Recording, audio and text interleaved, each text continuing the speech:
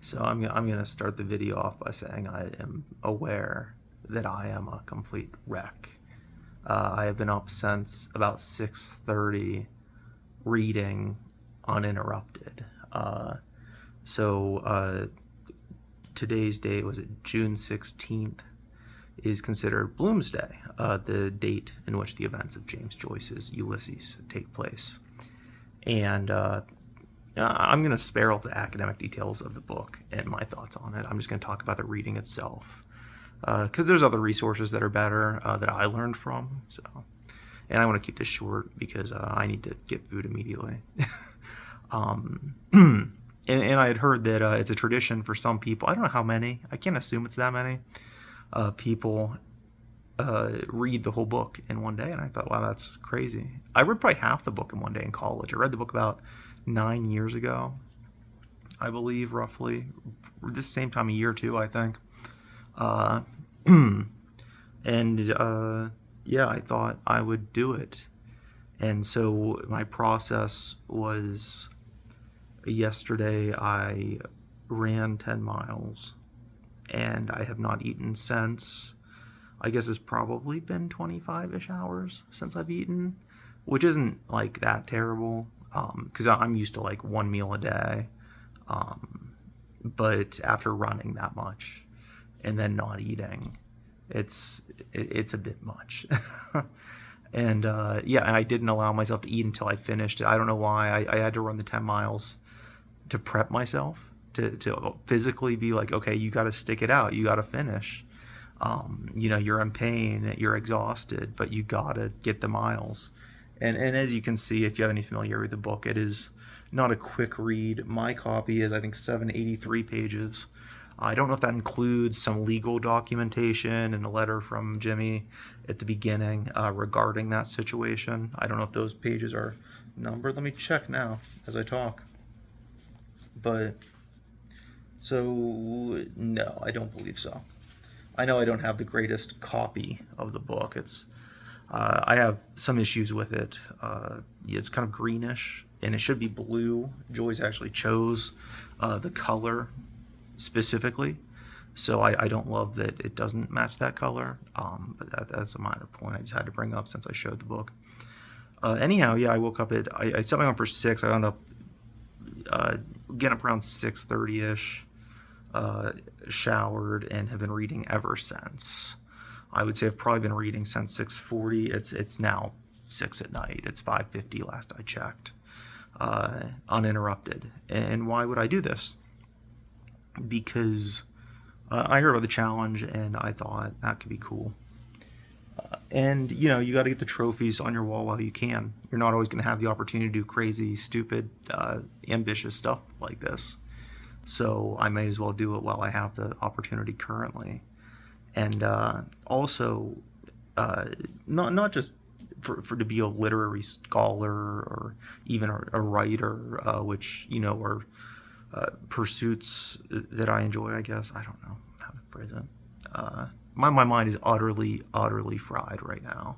So that is also something. I not only am I physically look like absolute garbage, I mentally am. It's absolute garbage in here. I mean, my brain is mush after that. But you have to do those accomplishments to respect yourself. Because I thought about it and I thought, well, because it's been a very difficult month. A very exhausting month, honestly, and I was looking forward to this. I was thinking about it, and I thought, I'm having such a rough time at it lately. And nothing that terrible is going on. It's just a lot of just life stuff, This comes up or that comes up. Nothing, tremendous or, don't alert the press, but. I just thought, this isn't a good time. It's not convenient. You're burned out already.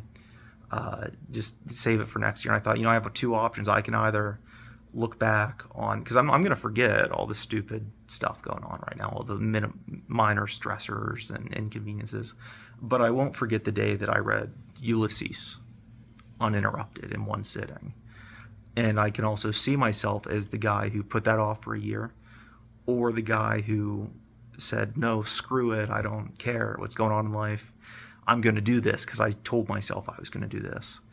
And I'll respect myself more. I'll be a harder worker. I'll hopefully be a better person because of it. Because I think that pushing yourself past your limit and doing these things like running 10 miles, I only started doing that because I hate running. It changes the way you approach everything, personally, professionally, creatively. And I thought I want to allow that experience to change me, like again, my mind's mush, but that's like building muscles. You lift the weights, and this is heavy lifting.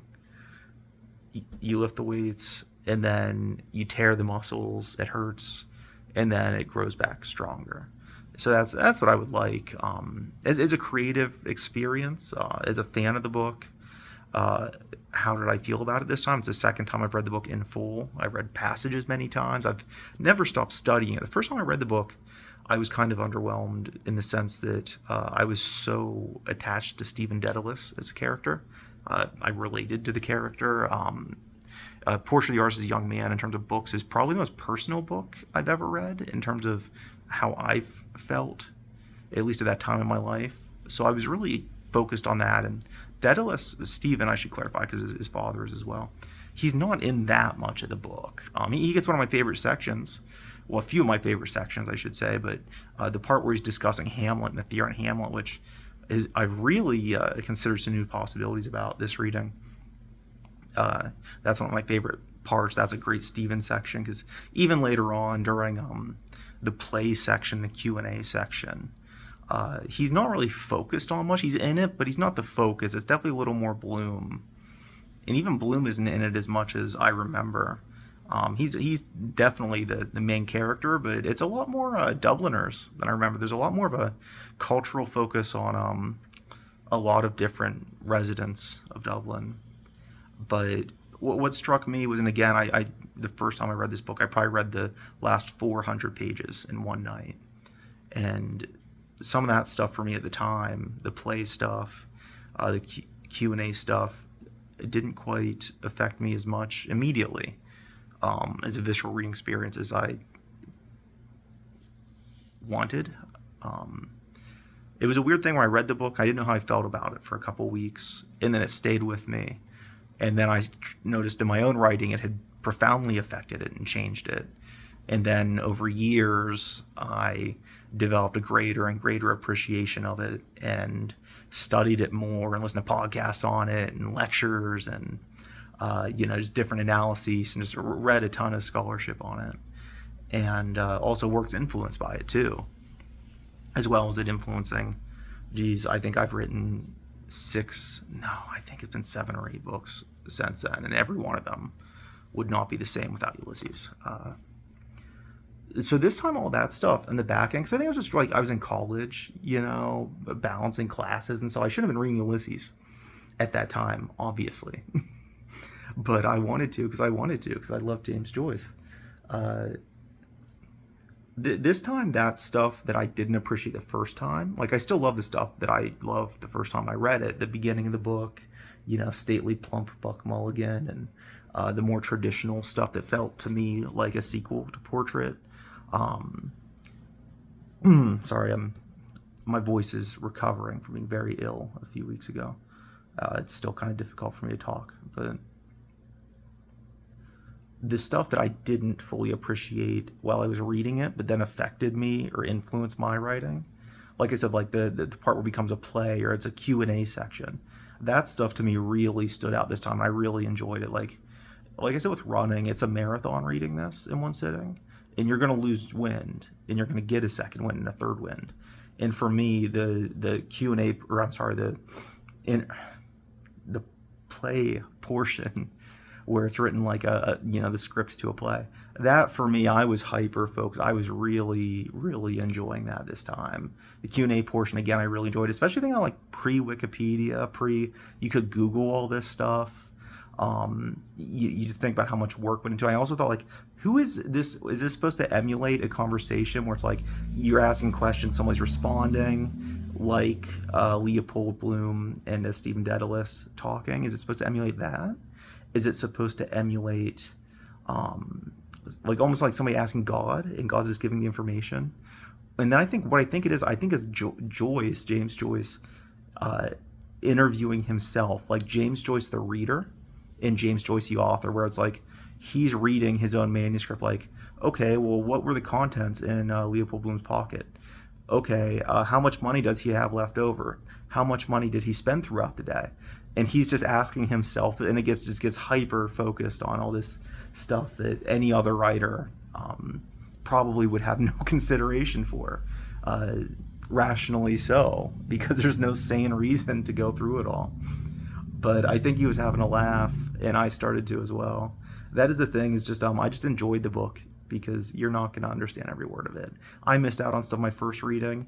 I studied it for almost a decade after, and I read it this time, and I still picked up on stuff. I still overlooked stuff. I still have questions like, I don't think I fully got this. And that's what's great about Ulysses. It's an exhausting book. It's occasionally frustrating, but it's rich, and it enriches your life, and it changes the way you view literature. And that's what I really love about this book and why it has endured for so long in my life. Um, and this is already way longer than I want it to be, so I gotta end this for my own mental health. I'm gonna go get some food and celebrate.